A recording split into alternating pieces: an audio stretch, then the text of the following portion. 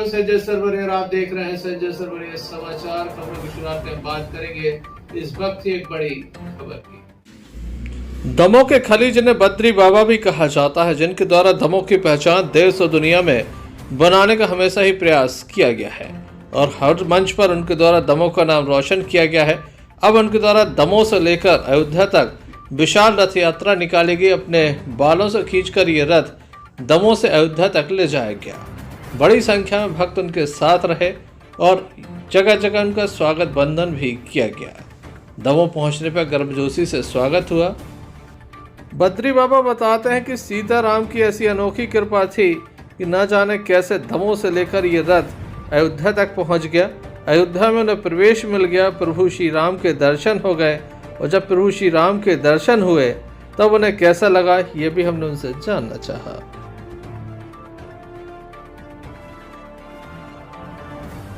बद्री जी, आपने काफी लंबी यात्रा की है, इस तरह का अनुभव रहा है क्या? ये पेड़ 1992 में मैंने प्रतीक्षा की थी प्रतिज्ञा कि अयोध्या में भव्य राम मंदिर बने और प्रभु जी विराजमान हुए, तो मैं अपनी चोटी से हमारे बटियागढ़ से हमारे गुरु श्री श्री भगवान जी के आशीर्वाद से और हमारे बड़े भाई मनोज देवलिया जी के नेतृत्व में मैं अपनी चोटी से बांध करके मैं अयोध्या तक रथ बना करके खींच के ले जाएंगे। तो वो समय आ गया और वो मैं करके वापस आ गया हूँ और 24 घंटा में हमें 50 से 60 किलोमीटर चलना था, लेकिन परमपिता परमात्मा की कृपा से आशीर्वाद से हम कम से कम 60 किलोमीटर चले और फिर ऐसी स्थिति बन गई कि हम चलते गए और भगवान हमें शक्ति देते गए और हमारे इतना प्यार उसने राम भक्तों का मिला कि हमारी पूरी थकान दूर हो गई थी। 555 किलोमीटर लगभग आप पैदल चले हैं। लोगों को 5 किलोमीटर चलने में काफी परेशानी होती है। कुछ लोगों को कहना है कि हमारी तो संदेह था उन लोगों को कि ऐसा ना हो कि बद्री रात के चलते हों और गाड़ी में बैठ करके निकलते जाएं। तो जब हम फेसबुक लाइव चलाते थे तो 3 बजे 4 बजे भी हम पैदल चलते थे, तो उन लोगों को संदेह खत्म हो गया था। जब देखो आस्था विश्वास है तो सब कुछ संभव है। हमें कोई बोले दिक्कत नहीं, क्योंकि हमें सबसे अच्छा लगा है कि दो ही हमारे देश के ऐसे महान तत्व विराजमान है। जैसे अगर वे ना होते तो मंदिर भी ना होते, जैसे नरेंद्र मोदी जी हमारे और देश के प्रदेश के मुख्यमंत्री योगी जी, अगर ये ना होते तो ना मंदिर बन पाता, ना ही हम होते और ना ही हम आपके सामने बोल पाते। दर्शन किए तो कैसा लगा, क्या अनुभव? अरे भगवान के दर्शन करने में की आगे की बात तुम्हारे मनोज देवलिया जी बताए हैं कि दर्शन में कितनी आत्मा खुश भाई। हमने अपनी जिंदगी में पहली बार ऐसा हमें देखे मिलो है कि भगवान राम ले आके, अरे समझो आप तो शुरू से कहते रहे थे कि सीताराम सीताराम और सीताराम के दर्शन करे, आत्मा तृप्त हो गई। हम तो खुश हो गए, आत्मा को नजर नहीं आती थी भगवान से। आपके लिए तो आमंत्रण नहीं आया था, लेकिन आप विशेष रूप से अंदर कैसे? अरे तो इसमें क्या है कि जब तुम लोग काम कर रहा है काय को आमंत्रण, भगवान की दर्शन करने में काय को आमंत्रण, काय के पीने चाह काय के का। अरे हम तो हिंदू है, अगर हिंदू नहीं जाए तो क्या दूसरे समाज की जाएगा? निरंजन की जरूरत नहीं है। कट्टर हिंदू वही होता है जो अपने भगवान के लिए देख के चलता है और भगवान के प्रति मानने को तैयार है, वही हिंदू होता है। कैसे मिला फिर आपको? परिवेश जो हमारे तो समाज है गए तो DI सब खड़े जो हमने देखो कि चोटी मारे बारह है तो अपने अवस्था हो गई और हमारी संग हमारे भगवान होते उनको और संबंध में हमारे जो बताया कि कुत्ता काटो हमें नहीं कहना चाहिए। उनमें जो हमने ऐसे कहे तो अपने आप रास्ता बांध गई आई DI और तो गुरुदेव जय बता रहे आपको अच्छे पद पे विराजमान व्यक्ति बयान के गाड़ी में उतार के सीताराम कर रहे थे। प्रभु की माया क्या हो बयान नहीं कर सकते हैं। पूरे रास्ते में इतना स्नेह प्रेम, हम लोग मानव हैं, मानवों को तो मिला भगवान का एक दूत कुत्ता हम लोगों के साथ था। सबसे पहले उसी का स्वागत, उसी को प्रणाम सभी राम भक्तों के द्वारा पूरे रास्ते में किया गया और प्रभु की अयोध्या जीते जी हम लोगों ने स्वर्ग का अनुभव किया है। वैसे ही अयोध्या में प्रवेश हुए जय श्री राम के नारों के साथ, वहाँ कोई VIP या कोई ऐसा नहीं था।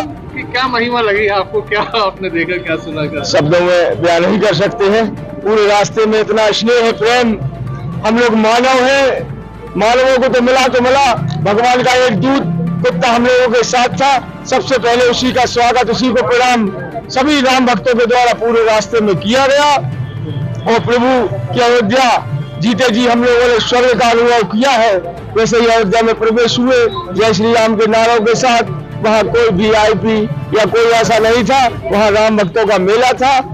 और 90% लोगों की आंखों में 22 तारीख 23 तारीख को केवल आंसू थे और खुशी के आंसू थे। वहां से राम की मूर्ति से नजरें उठाने, अलग करने की किसी की क्षमता ही नहीं थी। और एक बीच रास्ते में कोई घटना हुई थी जब एक बैल दौड़ने को था और वो जो कुत्ता आपके साथ था उसने कुछ ऐसा किया कि जिसके बाद क्या हुआ था घटनाक्रम? हाँ, जगदीशपुर से मिल्कीपुर के बीच में हम लोगों के साथ, चूंकि यूपी में पूरी मुख्यमंत्री योगी आदित्यनाथ जी के द्वारा सुरक्षा प्रदान की गई थी बद्री बाबा को, तो 4 पुलिस वालों के द्वारा कुत्ते को भगाया जा रहा था।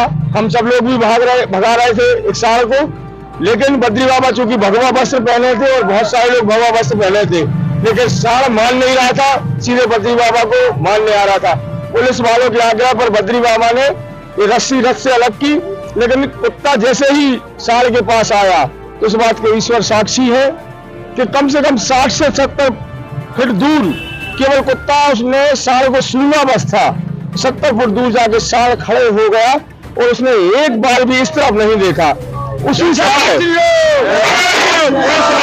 और मेरे स्वयं और यात्रा में चल रहे हजारों राम भक्तों ने कुत्ते के पैर पड़े थे।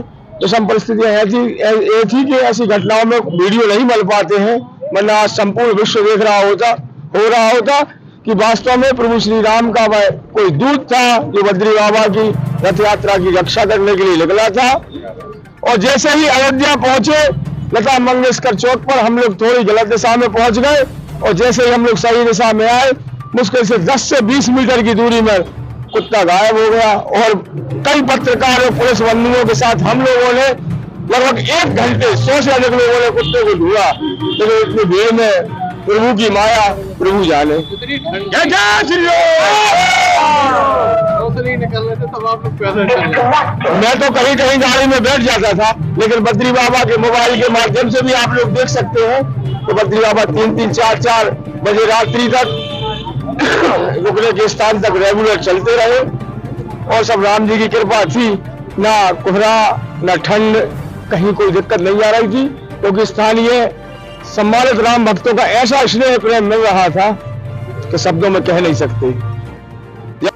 जहां बद्री विश्वकर्मा का सम्मान राज्य मंत्री लखन पटेल के द्वारा किया गया, तो वहीं मध्य प्रदेश पेशा वर्ग आयोग के अध्यक्ष डॉक्टर रामकृष्ण कुसमरिया के द्वारा भी उनका सम्मान किया गया। साथ ही मनोज देवड़िया का सम्मान किया गया। बड़ी संख्या में स्थानीय लोग यहाँ पर मौजूद थे। सभी के द्वारा बद्री विश्वकर्मा को बधाई दी गई।